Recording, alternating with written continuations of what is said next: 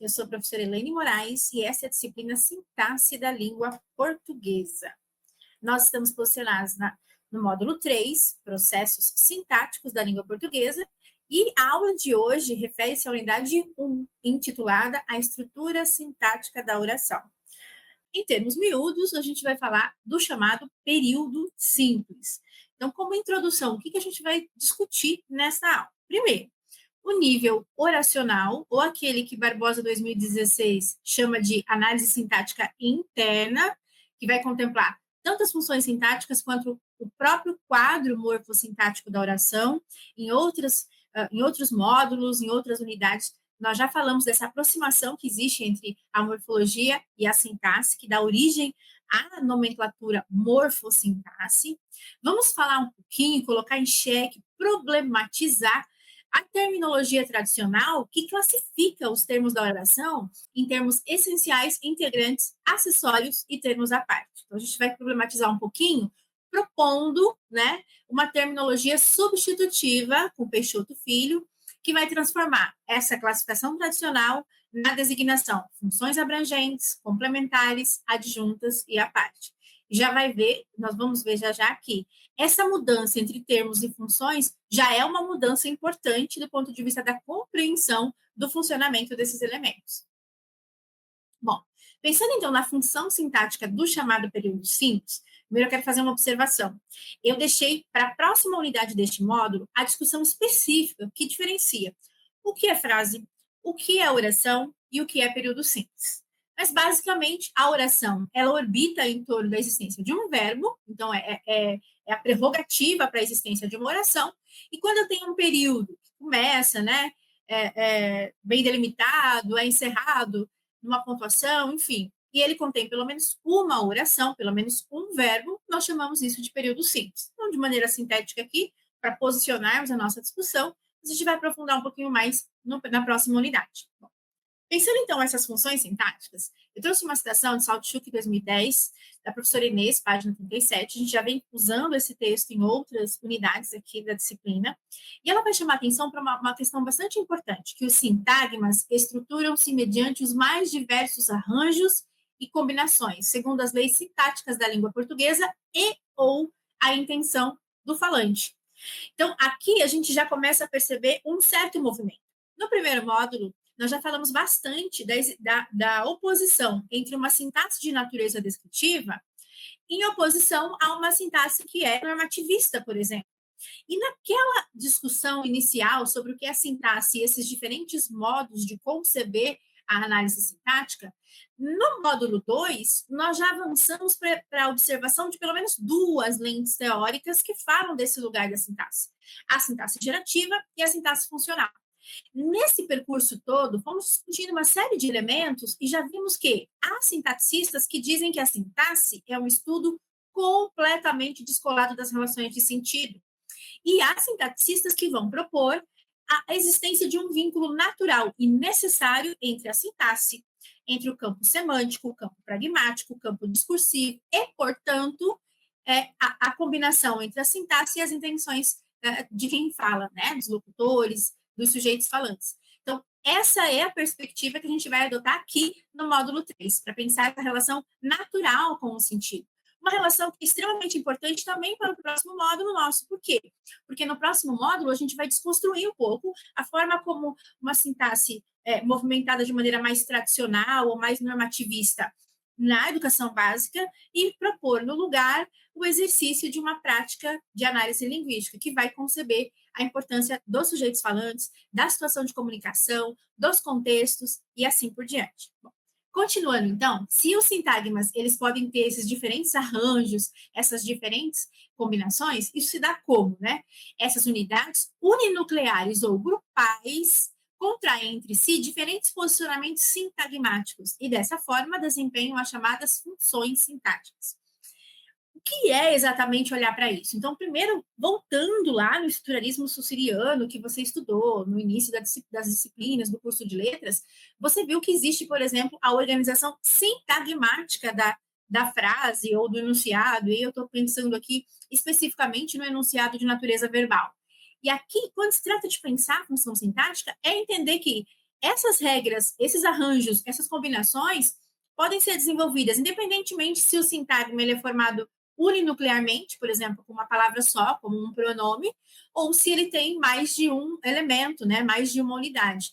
E nós sabemos que, já estudando, né, nos outros módulos, que a posição dos termos na oração vai implicar em determinados sentidos e não em outros. Por isso que esse primeiro olhar para o que é, como se pensa as chamadas funções sintáticas é importante do ponto de vista da disciplina que a gente está desenvolvendo. Bom, aqui a gente começa a recuperar com Peixoto Filho 2021. Eu fiz um print, né, da página 143. A gente começa a observar especificamente a classificação tradicional. Uma classificação que é extremamente polêmica, embora ela perpasse aí a NGB, a nomenclatura gramatical brasileira, porque ela vai colocar termos essenciais, o sujeito e o predicado. Então, assim, o sujeito e o predicado como termos essenciais, porque qual é a primeira questão, grande questão que causa polêmica aqui? O sujeito não necessariamente pode ser considerado um termo essencial na medida em que há orações sem sujeito. Então, como é que pode ser essencial se eu tenho orações que são compostas, entre aspas, só pelo predicado? Aqui já começa uma grande questão.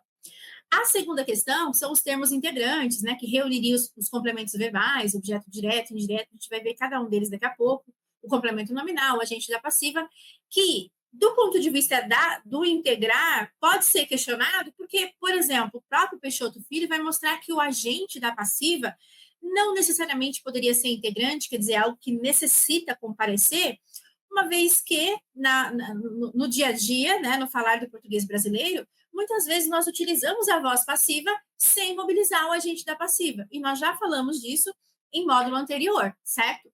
Os termos chamados acessórios também são desconstruídos, né, pelo autor. Por quê?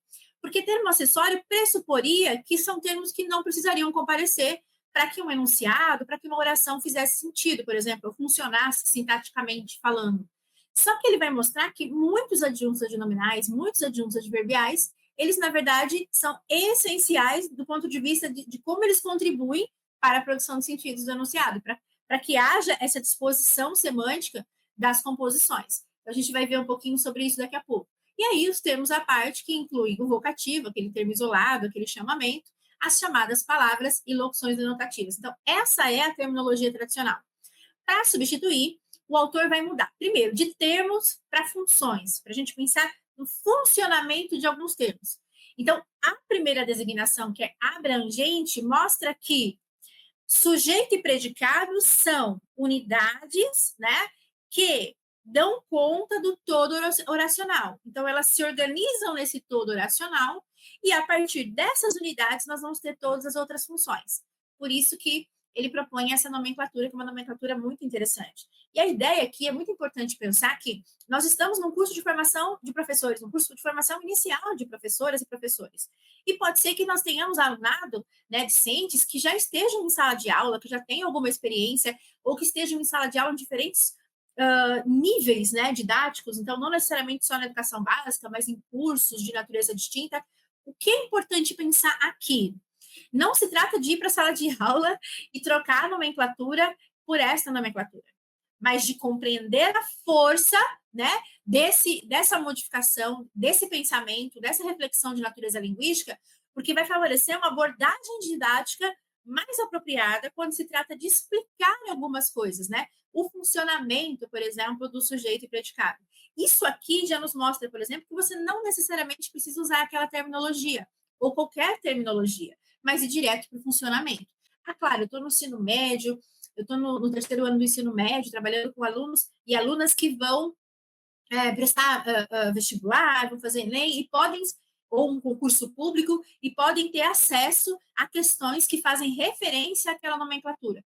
E aí a gente estaria pensando, falando de um momento no processo formativo que realmente requer algum encontro maior com a taxonomia tradicional, com a nomenclatura tradicional, e caberia. Então, por isso que cabe a nós, né, enquanto professores, movimentar um pouco mais a necessidade e o quando inserir essas nomenclaturas ou não diante de estudantes, né, de diferentes faixas etárias, sempre pensando na natureza das turmas, nos objetivos daquele nível escolar ou daquela instituição, no funcionamento mesmo do processo. Bom, Aí, as funções que são complementares, né, como o próprio nome diz, elas têm essa natureza de complementação de sintagmas, onde nós temos tanto os verbos de ligação quanto os verbos considerados transitivos. A gente vai falar um pouquinho sobre cada um.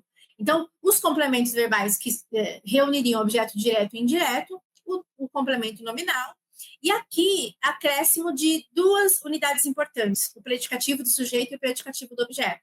Por quê? Porque justamente são elementos que, como comparecem no predicado nominal, que a gente já vai ver, eles acabam sendo complementares, né? A necessidade deles é muito maior do ponto de vista do funcionamento oracional. E aqui também há uma característica diferente, que é a função adjunta e não o termo acessório, justamente porque os adjuntos adnominais, a gente vai ver daqui a pouco, eles têm uma força muito maior. E quero destacar também, eu trouxe até uma passagem sobre isso, que o autor vai chamar de adjunto nominal e adjunto verbal, porque não necessariamente haveria necessidade de repetir o prefixo ad aqui. Junto, nessa função adjunta, estaria o agente da passiva, então, há uma mudança em relação à gramática tradicional, e a função aposto.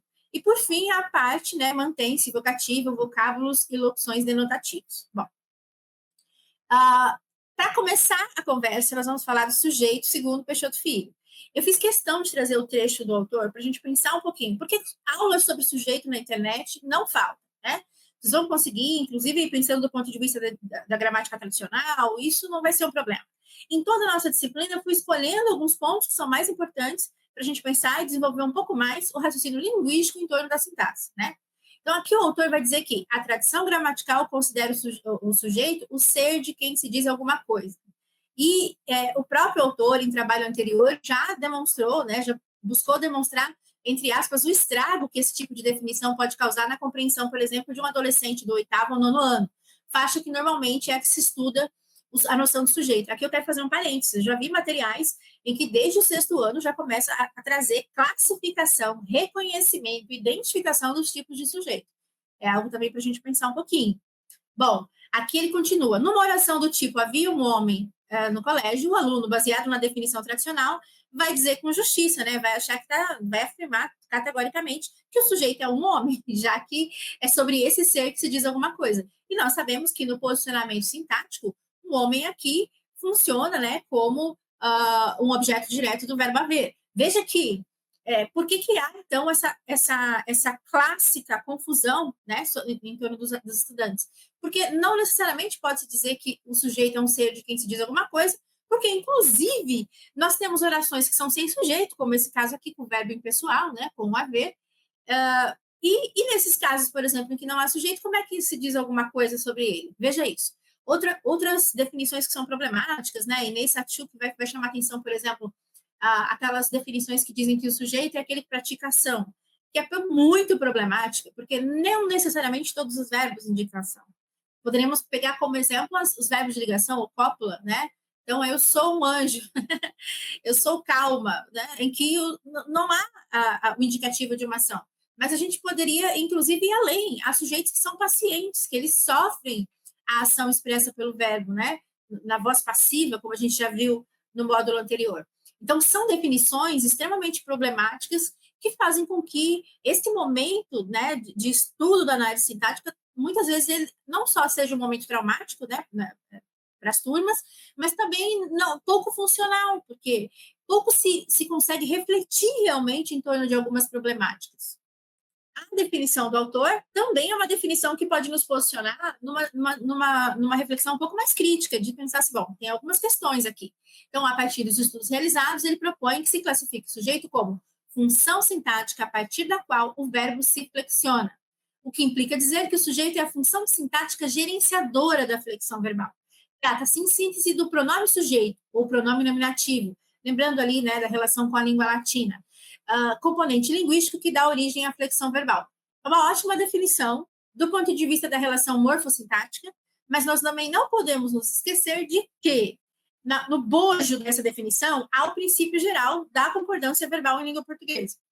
Mas há casos de falares mais regionais, falares de outras naturezas, em que não há essa concordância. em que a concordância não funciona como a gente conhece, né? Ou no mínimo como a norma culta defende. Nesses casos, essa definição ela já se torna uma definição um pouco mais complexa de se sustentar. E aí a sociolinguística, né, é uma vertente da linguística que vai ajudar bastante a gente a entender um pouco isso. Bom, pegando os exemplos, então, trazidos pelo próprio autor, né, como exemplo 1 aqui na nossa tela. Então, o caso 302. Uma parte dos torcedores que foram ao Maracanã voltou frustrado. Claro que, embora eu esteja falando do período simples aqui, que tem uma oração só, um verbo só, aqui eu mantive os exemplos do autor, e o primeiro caso não necessariamente tem período simples, né? Na verdade, nós temos 2 verbos, nós temos 2 orações, e a gente vai estudar isso na próxima unidade. O foco aqui, o próprio autor já deixou destaques em negrito, né? É que o sujeito de voltar, né? Quem é que voltou frustrado? Então, voltou, terceira pessoa do singular, uma parte dos torcedores. O sujeito é uma parte dos torcedores, esse bloco maior, né? E dentro desse sintagma, nós temos como núcleo a palavra parte, que está na terceira pessoa do singular. Essa relação de concordância nos permite, então, dizer que uma parte dos torcedores é o sujeito. Agora, se a gente avançar um pouquinho no 303, a gente já tem um outro caso, né? Disseste que tua voz tivesse força igual à imensa dor que sentes. Teu grito acordaria não só a tua casa, mas a vizinhança interna. Renato Russo. Outro trecho trazido pelo autor. E aqui há vários verbos e outros sujeitos, mas especificamente no caso de disseste e sentes, nós temos um caso daquele sujeito em que nós conseguimos reconhecer, né, pela flexão verbal, a referência, por exemplo, a um tu, segunda pessoa do singular. A mesma coisa vai acontecer em 304, quando temos façamos corretamente as nossas tarefas. Quem façamos? Nós. Então, aqui, com esses exemplos, a gente tem a relação direta entre esse processo de flexão e de concordância com o verbo. Pensando nessa classificação do sujeito, nessa referência que ele nos dá, ele propõe que a distribuição da categoria seja bem diferente do que a gramática tradicional nos traz. Porque a gramática tradicional, ela divide entre sujeito simples e composto, o antigo sujeito oculto, né, a NGB já mudou essa designação para desinicial, implícito, enfim, indeterminado, sujeito inexistente, oração sem sujeito. Aquela classificação tradicional. Aqui ele faz uma pequena diferenciação que a gente vai examinar um pouquinho. Primeiro, a noção de simples explícito, pensando que não basta ter um só núcleo, mas esse um só núcleo que existe, ele precisa estar expresso. Basicamente, se eu digo, o aluno estuda sintaxe. Quem é que estuda sintaxe? O aluno. Temos um núcleo só. Né? Esse núcleo só, chamado tradicionalmente como sujeito simples, ponto, porque ele tem um único núcleo. Mas se a gente pensar, estudo sintaxe. Quem estuda sintaxe? Eu, né? Eu conheço pela flexão verbal que se trata da primeira pessoa do singular. Mas se a gente olha essa resposta, eu, nós também poderíamos chamar isso de simples, então, porque nós temos um núcleo. É uma palavra só, não são duas ou mais. Porém, a diferença entre um e outro é que explicitamente o aluno no enunciado, né, o núcleo está expresso, e no outro caso o núcleo está implícito. Por isso que ele vai propor. Então, a nomenclatura, a designação simples explícito, simples implícito, e aqui a gente vai ver que é uma designação que vai acabar acoplando também um pouco o sujeito que tradicionalmente é chamado de indeterminado, e o composto. Repare que aqui nessa classificação, a oração sem sujeito não é tida como um tipo de sujeito, não tem um nome, porque como a própria filosofia nos mostra, não tem sujeito. Então, por que classificá-lo, né? Então, ele deixa uma observação. Existem, além dessas taxonomias, orações cujo verbo se mantém na pessoa neutra ou não marcada, que é a terceira pessoa. Vamos lembrar lá que quando você estudou, ou se ainda vai estudar, né, a teoria da enunciação, os estudos enunciativos, com Emily Benveniste, a gente viu que existe a primeira pessoa do discurso, a segunda, existe a terceira, que seria a não pessoa, porque naturalmente ela não participa de uma interlocução, mas sim figura como referente, como assunto, muitas vezes, né? Então, aqui, por isso, a não marcada, que é a terceira pessoa, não obedecendo à sequência de conjugação a partir dos pronomes sujeito.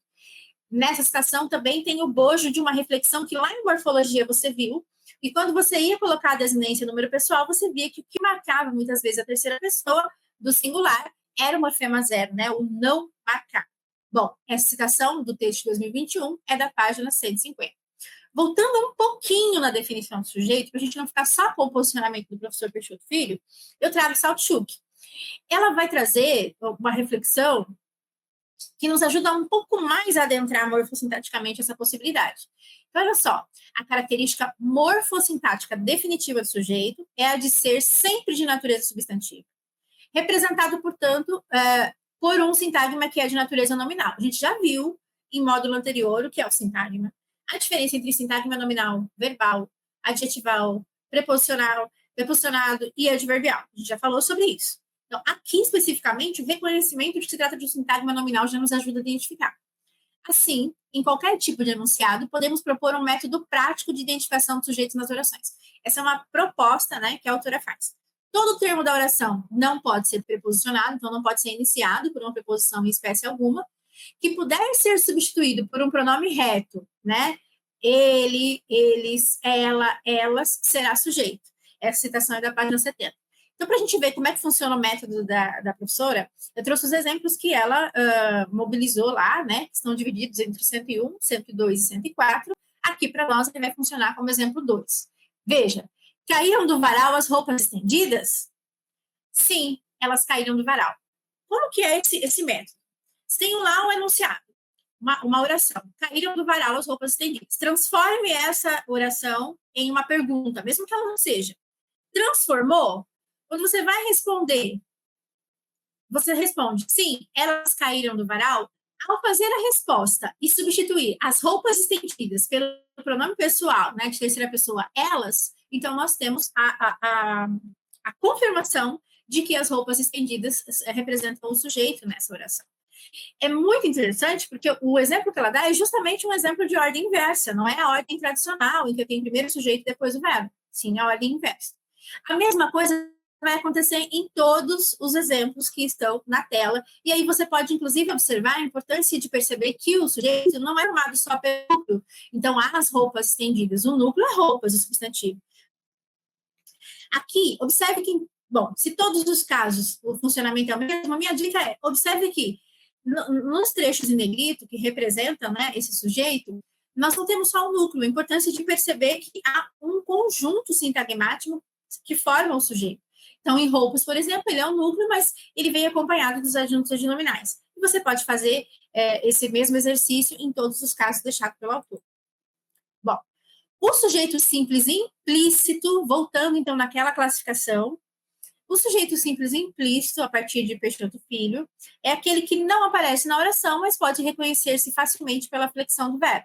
Então, em todos os casos que a gente tem aqui, é possível verificar. Então, livre-se das más companhias. Livre-se quem? Né? Você. Que a gente tem um modo imperativo. Sou professor. Quem sou, professor? Eu. Chegamos à festa. Quem? Nós. Em minha opinião, foste responsável. Quem foste responsável? Tu. Livrem-se das más companhias, né? Livrem-se quem? Vocês. Pela conjugação verbal a gente consegue perceber. Então, implícito por quê? Porque este núcleo que diz respeito ao sujeito não está expresso na frase. Então, observe que ele vai, inclusive, eu te sugiro fortemente que volte a essa leitura, porque ele vai desconstruir por que a palavra oculto não faz sentido, por exemplo, né? As orações sem sujeito, que é uma nomenclatura que geralmente existe, vai configurar o exemplo 4. São orações cujo verbo não aparece conjugado a partir da sequência normal de pronome sujeito. Assim, disse que a oração não tem sujeito porque o verbo não pode ser associado aos pronomes sujeito, num esquema que seja prototípico de conjugação. E aí ele trouxe uma série de exemplos. Então, ventou muito naquela praia, apesar de tudo, há chances de vitória, era no tempo das grandes navegações, chega de maldades. E são enunciados que, normalmente, quando a gente tradicionalmente explica isso, a gente fala dos verbos, né? Que representam fenômenos da natureza, do verbo haver quando ele é impessoal, com o sentido de existir. Então, assim, há uma série de elementos que nós mobilizamos para pensar. E ele também traz um método que eu considero bem interessante para a gente trabalhar melhor na prática com estudantes esse funcionamento, esse reconhecimento. Ele explica o seguinte, na página 148. Note-se que a conjugação normal dos verbos acima destacados, sem qualquer apelo a aspectos metafóricos, geraria sentenças agramaticais. No módulo anterior, a gente viu a importância, né, da sintaxe para diferenciar o que é gramatical e o que é agramatical. Porque eu posso usar o léxico da nossa própria língua, mas existe uma posição e um funcionamento. Se a gente não respeita esses arranjos dos quais a gente falou bem no início dessa aula, que são próprios à lógica da língua, nós vamos criar sentenças agramaticais. E é uma nomenclatura para dizer, olha, não vai fazer sentido necessariamente, né? Não vai compor o funcionamento da sintaxe de uma língua. Então, o que ele fez? Ele apresentou pronomes, colocou pronomes, flexionou nos pronomes para a gente ver como que não daria para fazer isso. Então, eu ventei muito naquela manhã, tu ventaste muito, ele ventou, né? Apesar de tudo, eu hei chances de vitórias, tu has chances de vitórias, ou então, eu era no tempo das grandes navegações, tu eras, eu chego de maldades, tu chegas de maldades, ele chega. Quer dizer, para a gente ver como que não é possível atribuir esse sujeito oracional aos casos, por isso que se trata de orações sem sujeito. A crítica ao indeterminado. Essa é uma crítica também que eu recomendo fortemente que você faça a leitura desse tópico com calma, para entender que é um outro olhar para a indeterminação do sujeito. E nós já falamos um pouco de como a indeterminação do sujeito produz sentidos quando há um funcionamento em que não há esse reconhecimento, ou não se quer que haja o reconhecimento desse núcleo do sujeito do ponto de vista semântico, né? Nós já falamos disso em outra unidade. Aqui ele explica o seguinte, bom, em trabalho já referido, então, no trabalho anterior dele, tentou-se comprovar que a taxonomia sujeito indeterminado, a exemplo do conceito de frase, não pertence ao nível sintático da língua. Na verdade, o que se pode indeterminar é o referente do pronome sujeito, explícito ou não na oração. Em outras palavras, expondo-se ou não o pronome sujeito na sentença, pode haver alguma vaguidade semântica associada a esse pronome. Veja o que foi dito, né? E aí ele traz um exemplo que requer bastante a nossa atenção. Por quê? Porque aqui não tem só casos do que tradicionalmente a gramática chamaria de sujeito indeterminado. Vejamos. Ou seja, continua a citação da página 150. O que existe de fato é uma possível semântica indeterminada que se associa pragmaticamente, então do ponto de vista do uso, né, pelo falante, ao pronome sujeito, o que não representa uma classificação de caráter sintático. Então, está falando assim, não faz sentido chamar de indeterminado, porque não necessariamente essa seria uma classificação sintática. Se indeterminação diz respeito ao sentido e não ao funcionamento. Porque se a gente parar para pensar, não há tanta diferença entre o sujeito indeterminado e o sujeito que é considerado como oculto, como desinencial por aí, porque em ambos, esse pronome, ele não aparece expresso. O funcionamento é muito similar. Por isso que estudantes têm tanta dificuldade quando você fala, olha, se não está expresso e está na segunda pessoa, na primeira pessoa, é desinencial, né? É implícito. Ah, se está na terceira pessoa e não está expresso, é indeterminado. Observe como esse funcionamento é complexo. E para provar isso, ele traz exemplos que são bem interessantes. O 324, alguém pichou o muro da escola, nós já vimos coisas parecidas na disciplina de morfologia, por exemplo. Porque alguém é um pronome indefinido na língua portuguesa. Mas quando a gente vai olhar sintaticamente, quem é que pichou o muro da escola, né? Alguém. O núcleo está expresso. Então, na classificação tradicional, poderia se chamar isso aqui de sujeito simples. E muitas estudantes têm uma dificuldade enorme e chamam isso aqui de indeterminado. Por quê? Porque justamente esse limite, né, entre o que é do funcionamento sintático e a vaguidão semântica da palavra é muito tênue. Observe o 325. Esse sim seria o clássico exemplo, né, do chamado sujeito indeterminado. Picharam o mundo na escola. Quem picharam? Eles, elas, as pessoas, os meninos, os homens? Veja, o que ele chama a atenção aqui é que um caso como esse não é necessariamente indeterminado, porque a gente, inclusive, a gente pode não querer, conseguiria atribuir aí uma referência para o pronome eles ou elas, né, para a terceira pessoa do plural. Por isso que na classificação ele prefere chamar de simples explícito ou implícito. Então, na classificação desse autor, implícito vai agrupar tanto o tradicional conhecido sujeito oculto, quanto o tradicional conhecido como sujeito indeterminado. É uma classificação diferente e ela é importante para a gente pensar um pouquinho, não em mudar o nome que a gente vai atribuir em sala de aula, mas promover reflexões críticas para entender um pouco mais essa coisa da vaguidão, da indeterminação do sentido, que não necessariamente conduz a um outro funcionamento sintático, né? E aí ele traz, aceitamos manicures, né?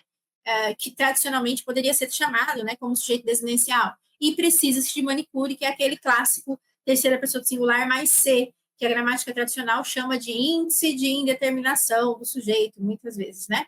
Então, aqui, para a gente pensar um pouquinho, eu reuni esses exemplos do autor como nosso exemplo simples na disciplina. E ele continua a argumentação. Se o nível semântico que interessa, se é o nível semântico que interessa, poderia chamar o sujeito de 326 e 327 de determinado ou identificado, pois os interlocutores sabem quem aceita manicure ou quem precisa de manicure. Já os exemplos 324 e 325, por seu turno, representariam sujeitos não especificados ou desconhecidos, dada a estratégia de omitir o autor da ação de pichar. Ora, como o que interessa aqui é o âmbito sintático, deve-se considerar o sujeito de 324 como simples explícito. Então, se a gente puder voltar que alguém pichou, né? Simples explícito. E os demais como simples implícito. Bom, saindo então da discussão sobre o sujeito, predicado.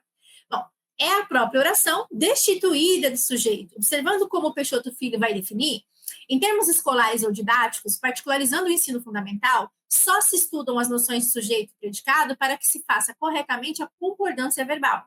Assim, as tradicionais classificações dessas funções sintáticas parecem despropositadas no nível escolar citado, uma vez que não há necessariamente a relação entre elas e a flexão adequada do verbo.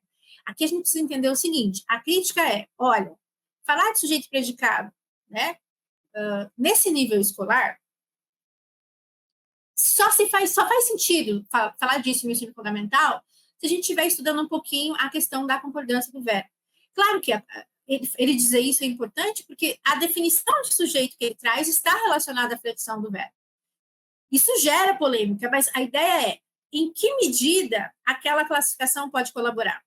Eu faria um contraponto de pensar assim, bom, a classificação talvez não, mas começar a perceber os funcionamentos, entender, por exemplo, quando que é interessante ou não haver essa identificação do ponto de vista dos sentidos, né? Já é um outro movimento que pode chamar a nossa atenção e pode direcionar melhor a leitura de diferentes gêneros nessa fase escolar que é tão importante. Até porque, infelizmente, nós sabemos que não são todas as crianças, todos os adolescentes que concluem o ensino fundamental e partem para o médio. Bom, para pensar, então, o predicado, se ele é a própria oração, nós estamos falando de verbo. E aí nós temos dois tipos de verbos que são tradicionalmente estudados, os de ligação, ou cópula, né? E os que são chamados de verbos significativos. Bom, os verbos copulativos, então, de ligação, segundo o Saltchuk, 2010, eles tradicionalmente recebem esse nome e eles são esvaziados de sentido específico, né? Então, comportam-se na oração como meros conectores. Reparem que na hora de ler a citação, da página 69, eu acrescentei específico. Porque não dá para dizer que necessariamente os verbos ser e estar são totalmente desprovidos de sentido, porque justamente eles têm uma diferença básica entre alguma coisa que se coloca como estado permanente e alguma coisa que se coloca como estado provisório. Mas eles são mais frágeis do ponto de vista do sentido específico, por isso que eles são chamados de ligação. A gente vai ver que o grande funcionamento dele é se conectar com o predicativo do sujeito, né? Já os verbos significativos, eles têm, né, toda uma carga semântica do mundo, então, diferentemente, eles não têm esse esvaziamento, segundo o autor. São todos os verbos demais, então, intransitivo, transitivo direto, transitivo indireto. Por que falar dos verbos aqui, né? Porque os predicados, existem 3 predicados, né, do ponto de vista sintático, eles têm relação direta com essa classificação sintática dos verbos. O predicado nominal, que é o primeiro tipo, ele tem essa fórmula básica: verbo de ligação, VL, e predicativo do sujeito. Bom, o verbo funciona aqui como um introdutor explícito de um sintagma que, dentro do predicado, delimita, qualifica ou caracteriza o referente do sujeito. Por isso que ele é chamado de predicativo do sujeito. Isso é um trecho do Peixoto Filho. E o autor ainda traz que esses verbos eles são transpositores, uma vez que eles transportam a função nuclear para os nomes predicativos, os quais, nessa qualidade de núcleo, caracterizam junto ao verbo o predicado nominal. Em termos miúdos, você estudou predicado nominal na educação básica, certamente, né? E o predicado nominal que você estudou, ele traz Como diferenciação, se a oração mais forte é o verbo, é um predicado diferente, porque o que é forte, o que é núcleo no predicado não é um verbo, já que é esse verbo de ligação que comparece ali, que ele é mais esvaziado, de sentido específico. Então, o que vira nuclear acaba sendo um nome. E é engraçado isso, porque o nome ser nuclear é tradicional no sujeito, no campo do que a gente conhece por sujeito, e não necessariamente no campo que a gente conhece por predicado. Por isso, essa designação diferenciada sobre esse funcionamento sintagmático. E aí o exemplo que o autor traz é muito interessante para nós, porque explica um pouco até a minha preocupação em falar há pouco que o verbo de ligação ele é esvaziado de sentido específico e não esvaziado de sentido, né? Olha lá o exemplo dele, página 157. No âmbito do magistério, por exemplo, é muito comum ouvir de colegas a sentença: eu não sou diretor, eu estou diretor, onde essa distinção semântica fica bastante clara. Quer dizer, a diferença entre ser e estar, né? Então, assim, isso para qualquer coisa. Se vocês observarem discursos de membros que ocupam o governo, seja municipal, estadual ou em nível federal, que diz, eu não sou vereador, eu não sou prefeito, eu não sou governador, eu não sou presidente, eu não sou prefeita, governadora, presidenta, eu estou, né? Que é essa diferença entre o estado permanente e o chamado estado provisório. Mas veja que aqui nós temos o sujeito, o verbo ser ou estar, e o que é forte, né, é o predicativo do sujeito, essa característica dentro do núcleo. Bom, ainda sobre os verbos de ligação, como não é muito fácil, eu optei de propósito, eu não trouxe aqui os verbos. Não, então, gramática tradicional geralmente situa 11 verbos. Você vai encontrar alguma diferençazinha com o acréscimo de um ou outro, porque alguns vão cair em desuso, mas eu trouxe alguns elementos que, para nós, futuros ou atuais professoras ou professores, trazem uma carga mais forte de reconhecimento. Então, ele, para ser verbo de ligação, quais são os requisitos, segundo o Saltchuk? Não ter essa carga semântica tão representativa na ligação entre a esfera linguística e o chamado extralinguístico, não apresentar esse sentido completo ou fechado, né? Ser acompanhado imediatamente de um predicativo do sujeito, e esse último elemento, que é um elemento base, porque esse predicativo do sujeito vai funcionar como um caracterizador, ele sendo ou não composto por um adjetivo. A gente olhar para o exemplo anterior, diretor não é uma palavra que isoladamente funciona como adjetivo na nossa língua, né? E sim como substantivo, mas naquela posição e naquele funcionamento, ele está como um caracterizador. Bom, o predicado verbal, como o próprio nome diz, ele tem como núcleo da predicação um verbo. O exemplo clássico, chegou tarde. Repare que, inclusive, a gente não tem a explicitação de um núcleo de sujeito aqui, né? Então, a força da oração, que é só o predicado, qual é o núcleo? O chegou, já que tarde é apenas uma adjunta adverbial, inclusive de tempo. Então, qual é a condição more? Eu acho que isso aqui é bem legal para trabalhar em sala de aula. Não haver predicativo do sujeito ou do objeto. A nomenclatura predicativa do objeto a gente vai ver já já. O verbo nominal ou misto, então já existem concursos públicos de nível médio que têm usado a nomenclatura mista, né? Tem essa fórmula, um verbo nuclear, quer dizer, um verbo significativo, um verbo que não é de ligação, mais um predicativo. Esse predicativo, ele pode ser do sujeito ou do objeto. Então, nós temos aqui alguns exemplos de Peixoto Filho, né, tirados das páginas 157 e 158. Então, preciso de Maria feliz nesta casa. Observando que preciso é um verbo que não é de ligação, tem aqui toda a classificação, e feliz é um predicativo do sujeito que está ali junto desse verbo. Então, prestar atenção nisso, porque o predicativo do sujeito não aparece só nos casos dos predicados nominais, né? Então, nós o elegemos presidente, em que nós temos o predicativo do objeto, e os brasileiros trabalham cansados. O predicativo do objeto, então, ele tem as mesmas características do predicativo do sujeito, só que, e quais são essas mesmas? Né? Ele é de base ou natureza adjetiva e constitui-se como um sintagma autônomo. A gente já discutiu a diferença sintagmática em outro modo. No entanto, em vez de articular-se ao núcleo substantivo de um sujeito, ele vai articular-se, vai fazer referência, ele vai caracterizar um núcleo substantivo que está dentro do objeto direto. Então, para pensar nisso, eu gostei muito que a Saltchuk vai mostrar que não é qualquer verbo que vai aceitar predicativo do objeto. Ela chama esses verbos de verbos transobjetivos, né? Então, chamar, nomear, eleger, proclamar, designar, considerar, declarar, achar, julgar, enfim, uma lista aqui que pode nos ajudar nesse reconhecimento. Essa citação é da página 77.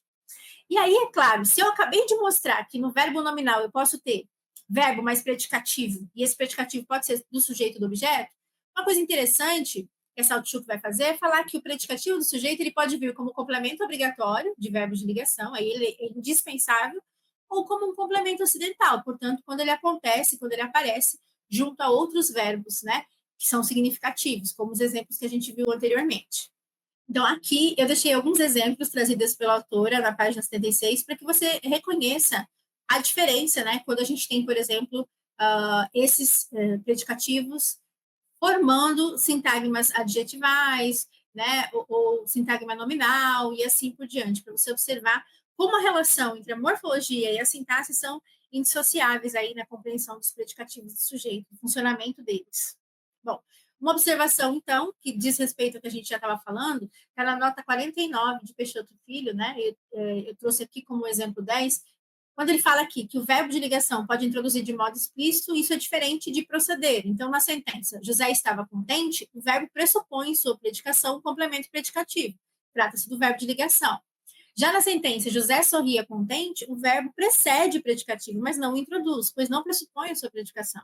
Tratando-se, portanto, de um verbo intransitivo. É interessante que é o mesmo funcionamento daquilo que a Saltchuk tinha dito, quer dizer, o predicativo do sujeito, ele pode ser um complemento, quando for verbo de ligação, mas ele pode ser acidental, quando for outro tipo de verbo. Bom, já que nós já introduzimos, já falamos de alguns verbos significativos, o intransitivo, ele tem 100% da carga semântica, né? Então, não haver necessidade de um complemento obrigatório. Essa palavra é muito importante, porque eu já falei em outro módulo que alguns autores, inclusive, concebem a existência do chamado verbo transitivo adverbial, quando aquilo que era necessariamente um adjunto adverbial, que é considerado, né, tradicionalmente como acessório, ele é importante para a gente continuar, para a gente entender o sentido de uma oração. Um exemplo, ele está aqui. Estar é verbo de ligação. É verbo de ligação em alguns enunciados. Aqui não é predicativo do sujeito. Então, a prerrogativa para que um verbo seja de ligação é ter predicativo do sujeito. No ele está aqui, o que nós temos é um verbo que normalmente é considerado intransitivo e um adjunto adverbial de lugar. Mas se a gente para em ele está, se não for a resposta a uma pergunta, se ele está aqui, por exemplo, não faria sentido. Então, a gente teria uma relação de maior dependência entre o verbo intransitivo e o adjunto adverbial de lugar. Por isso que alguns autores chamam de transitivo adverbial. Estou fazendo esse adendo para explicar essa relação com a classificação do que é intransitivo. E eu deixei exemplos simples, né? 3 orações, 3 verbos. Chegou, comeu, dormiu. São orações que não só se encerram, né? Esse verbo é tão completo, 100% de carga semântica, que no exemplo específico que eu trouxe, cada verbo desse compõe uma oração sozinho, fica tudo bem. Bom, aqui com os verbos significativos, né, que não são de ligação, e aqueles que necessariamente precisam de um complemento, como diferentemente do que a gente viu no verbo intransitivo, nós temos os verbos transitivos. O transitivo direto não tem diferença nenhuma do que você já estudou, né, tradicionalmente, que ele tem uma carga semântica que pode estar só parcialmente contida, então ela precisa ser completada por complementos obrigatórios, e esses complementos não são regidos, né, por preposição. Por isso que a gente fala de direto. Então, é um sintagma nominal ou de natureza substantiva. E o complemento desse verbo, como a gente sabe, ele recebe o nome de objeto direto. Citações de Saltchuk 2010, página 71. Já os indiretos, transitivos indiretos, ou VTI, nós temos a soma de um sujeito mais um verbo, só que ele pede um complemento obrigatório que é regido por preposição. Então, é um sintagma preposicionado, por isso a importância das diferenças entre sintagmas que a gente já viu. É esse que receberá o nome de verbo transitivo indireto, o seu complemento, objeto indireto. Na gramática tradicional e também nos textos que eu deixei para vocês, vocês vão poder ver outras variações, objeto direto pleonástico, objeto direto preposicionado, outros casos, vocês podem ver que não tem tanta diferença do que acontece, né, do ponto de vista mais normativo. Este exemplo número 12, que aparece na sua tela, já é um exemplo diferente, que eu tirei de um outro texto, né? E eu escolhi especificamente esse exemplo para a gente pensar um pouquinho nessa relação que eu tenho reforçado tanto entre a sintaxe e a intenção comunicativa de um falante, ou entre a sintaxe e o uso pelas falantes, entre a sintaxe e os contextos diferenciados. Este exemplo aqui foi retirado do texto de Lima Neto, né, Vicente de Lima Neto, um texto de 2020, e nesse artigo há uma discussão importantíssima, né, para a gente pensar a produção de sentidos. Então, no meme, né, a Samako deseja a todos um feliz dia da Terra. Se a gente fosse sintaticamente pensar, quem é que deseja, Samarco, teríamos o sujeito. O verbo desejar é um verbo que pressupõe a existência de pelo menos dois complementos. Um regido por preposição e outro não. Então, deseja o quê? Um feliz dia da Terra, o objeto direto, né? Mas a quem que é realizado, né? A quem é destinado esse desejo? A todos, que é o complemento regido pela preposição a, objeto indireto. Então, um verbo que, em tese, ele exige dois complementos, ele é considerado, na nossa língua, como verbo bitransitivo, porque é duas vezes transitivo, ou transitivo direto e indireto. Então, é um exemplo clássico. O que eu queria chamar a atenção é para as relações de sentido inerentes aqui. Para fazer essa menção, eu vou trazer um trecho especificamente, vou ler para você um trecho especificamente do artigo publicado pelo autor na revista Trabalho de Linguística Aplicada, de Campinas, na página 269. E ele vai falar o seguinte: em 5 de novembro de 2015, uma barragem de rejeitos de mineração no município de Mariana, Minas Gerais, rompeu, causando destruição em ecossistemas de toda a região, deixando danos à infraestrutura de diversos povoados e matando 19 pessoas. A trilha de lama, fruto dos rejeitos, atravessou muitos quilômetros do estado de Minas Gerais, Espírito Santo e Bahia. O enunciado acima, o do meme que eu mostrei, que está aparecendo aí na sua tela, circulou em sites de redes sociais em 22 de abril de 2016, que é o considerado Dia da Terra, e fazia clara alusão ao acidente, cuja empresa responsável, a Samarco, até ali, não havia ressarcido nenhum dos moradores da região que perderam todos os seus bens materiais. Logo, o produtor desse texto, né, exige de seus leitores que eles recuperem o acontecimento, divulgado largamente na imprensa nacional e internacional meses antes, para que esse interlocutor, para que esses leitores possam compreender a ironia que se estabelece na contraposição entre semioses mobilizadas no enunciado. O texto verbal, que eu já li, a Samarco deseja a todos um feliz dia da Terra, marcando o nome da empresa com seu logotipo, que é sobreposto a uma foto aérea da tragédia. Simular-se-ia, nesse caso, um anúncio institucional. Então, não é um anúncio, é uma simulação, sugerindo uma empresa que paga um espaço para promover uma data de comemoração, mas essa interpretação logo se torna improvável quando se percebe a montagem, né? Elaborada para estabelecer duras críticas à empresa que geria a barragem rompida. Então, naquela situação de indignação nacional, uma situação recorrente em toda e qualquer sociedade, são exigidas ações simbólicas específicas cujo propósito seja de causar, na opinião pública, forte impressão negativa sobre algo, exigindo, claro, mudanças. O que eu gostaria de chamar a atenção é, dentro dessa crítica do autor, né, você pode fazer a leitura depois do artigo, recomendo fortemente, dentro dessa crítica é um elemento muito importante, porque se a gente entende que o verbo desejar, ele depende, ele requer essa dupla complementação, observar a natureza dessa dupla complementação e observar, inclusive, que começa com objeto indireto, começa com um a todos que é neutro, que não pressupõe as outras formas, né, com as discussões de gênero, mas um a todos, com essa completude indefinida, que ignora como pode-se ter um feliz dia da Terra num contexto de tamanha devastação, né? Então, assim, inclusive porque nesse objeto direto, que é o último elemento que é posposto, nós temos uma composição, né, em que a palavra feliz, ela comparece, uma palavra que está em oposição, né, que promove uma contradição muito grande quando a gente olha para o enunciado imagético, quando a gente pensa na tragédia. Então, daí a importância de nós entendermos também como a sintaxe contribui para a produção de sentidos. No artigo, o autor não necessariamente fala, né, desse elemento sintático, mas eu trouxe para cá para a gente refletir sobre isso. Bom, pensando então ainda, né, naqueles textos de função complementar ou na gramática tradicional, nos textos, nos termos que são chamados por aí de integrantes, nós temos o complemento nominal, que é esse sintagma interno, constituinte da estrutura de outros sintagmas, mas necessário para complementar, como o próprio nome diz, a carga semântica dessas estruturas. Então, parece-nos, segundo Salto de 2010, página 87, que o complemento nominal tem, na construção das orações, uma importância muito mais semântica, exigida pelo significado incompleto de certos nomes em português, do que sintática. Então, essa tênue relação entre semântica e sintaxe aparecendo novamente. Ele é um sintagma preposicionado, né?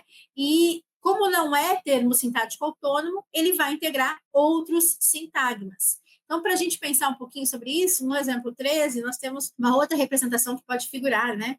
como meme, se a gente quiser. O medo, às vezes, pode nos dominar. O título. Pai, eu só durmo de luz acesa, tenho medo do escuro. E a resposta. E eu só durmo de luz apagada, tenho medo da conta de energia, né? Aqui é uma brincadeira, um pouco, não tão engraçada se a gente parar para pensar, porque do ponto de vista das reflexões que a gente tem, ou sobre o meio ambiente, ou sobre as questões de ordem social, né, das desigualdades, nós teríamos, em tese, uma escuridão completa, um diálogo de pai e filho, porque a gente consegue reconhecer isso do primeiro balão, e aí a gente tem a expressão medo do escuro e medo da conta de energia. Considerando que quem tem medo de alguma coisa, aqui a gente tem uma dupla representação, né? O medo da esfera infantil, que seria o clássico medo do escuro. Então, do escuro funciona como complemento nominal. Observe que é um sintagma preposicional, né? Muitas pessoas têm dificuldades e acham que o verbo ter é verbo transitivo indireto por causa disso, mas o complemento para o verbo objeto direto é a palavra medo, mas a palavra medo requer. Medo é um substantivo, é um nome.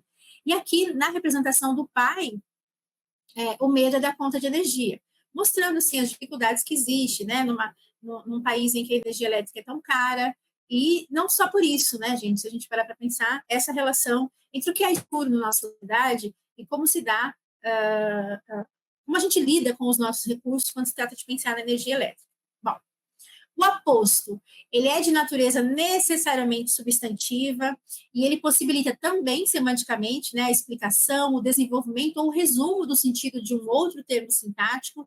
Então, é uma relação entre sintagmas nominal e pode acontecer em mais de uma posição.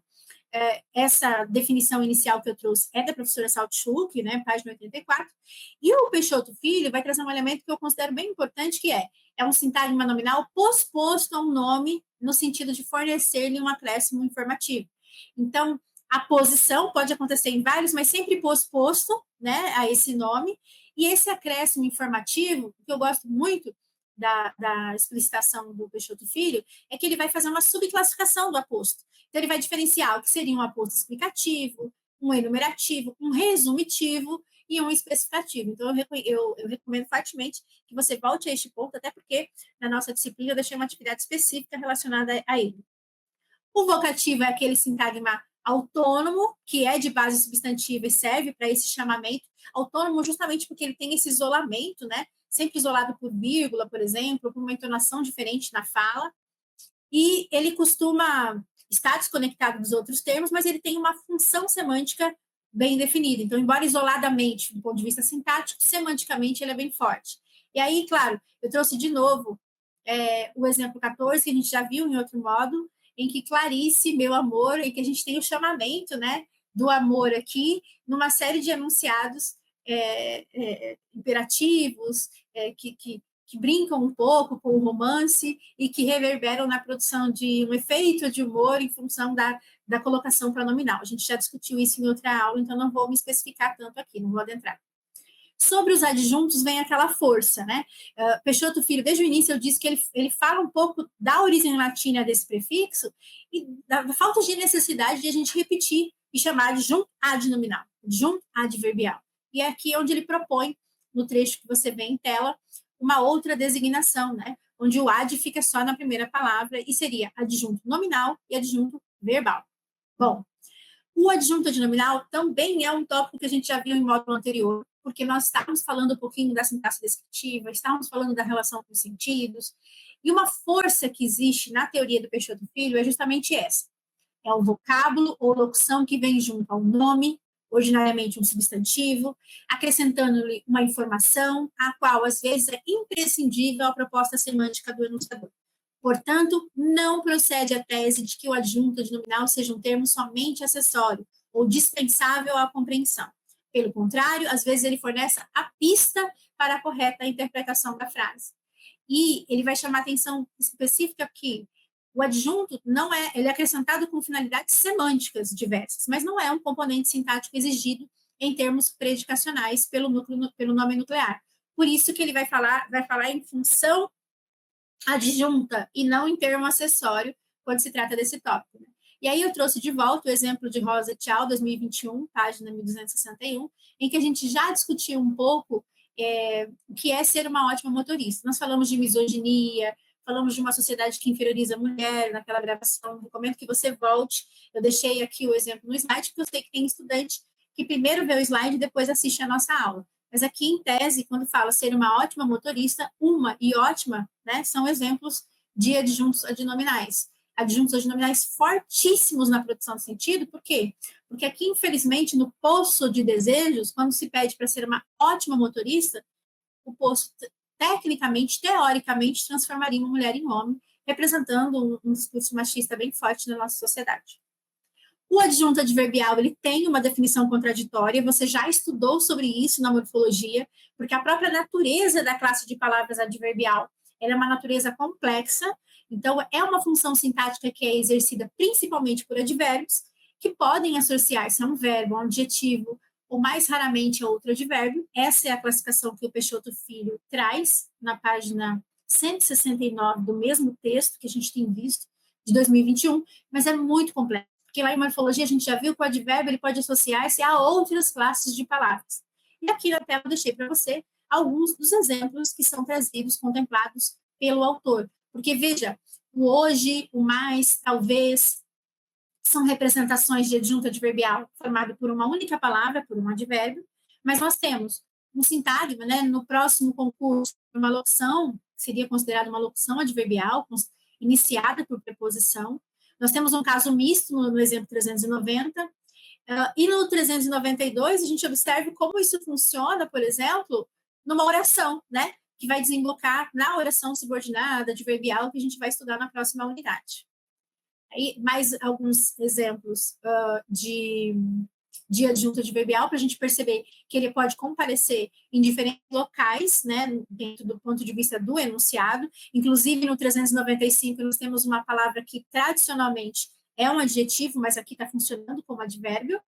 E aí, para a gente fechar e pensar esse eixo sintagmático a partir de todas essas funções, observe que eu não falei do agente da passiva, por exemplo, que a gente já falou em outro módulo, pensar que tem vida própria no eixo sintagmático, como autônomos, né? Os sintagmas que funcionam como sujeito, objeto direto, objeto indireto, predicativo do sujeito e do objeto, agente da passiva e adjunto adverbial, eles funcionam com essa vida própria. O aposto e o vocativo são autônomos e, no caso da classificação da Saltchuk, são termos considerados acessórios. Quando ela fala, por exemplo, do predicativo do sujeito, ele pode ser obrigatório, como a gente já falou, nos verbos de ligação, e acessório com verbos significativos, né? Já os adjuntos adnominais, que também possuem essa característica de ser acessório, segundo a Saltchuk, do ponto de vista tradicional, né? Não tem normalmente na língua em uso a existência independente da de outros termos, isto é, eles constituem elementos ou sintagmas internos a outros sintagmas. Aqui é importante a gente perceber a diferença de diferentes sintagmas. Aqui eu deixei um quadro, então, morfossintático da oração, para a gente observar essa relação entre sintagma autônomo e sintagma interno, com todas essas funções que a gente já viu.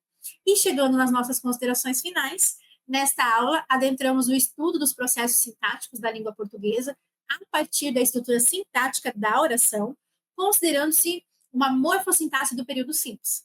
Claro que muitos recortes foram feitos, né, a outros elementos que compõem a disciplina, outras aulas gravadas que estão lá na sua curadoria para aprofundar uma série de elementos. E na próxima unidade abordaremos, então, o período composto.